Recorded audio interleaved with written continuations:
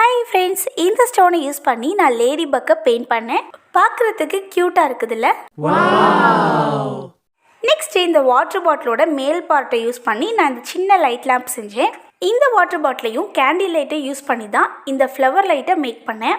Next 2 water bottle use பண்ணி pen stand with flower ஸ்டாண்டோட ஒரு அழகான கிராஃப்ட் நான் மேக் பண்ணேன்.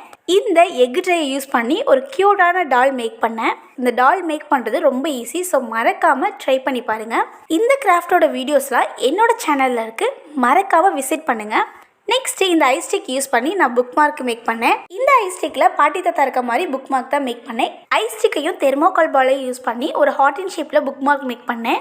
நெக்ஸ்ட்டு பிஸ்தா சிலையும் ஐஸ்டிக்கையும் யூஸ் பண்ணி நான் அழகான ஒரு ஃப்ளவர் புக் மார்க் மேக் பண்ணேன். கார்ட்போர்டு யூஸ் பண்ணி இந்த க்யூட்டான கித்தார் மேக் பண்ணேன். மறக்காமல் விசிட் பண்ணுங்கள். இந்த மாதிரி செஞ்சு உங்கள் ஃப்ரெண்ட்ஸுக்கு கிஃப்ட் பண்ணிங்கன்னா ரொம்ப ஹாப்பியாக ஃபீல் பண்ணுவாங்க.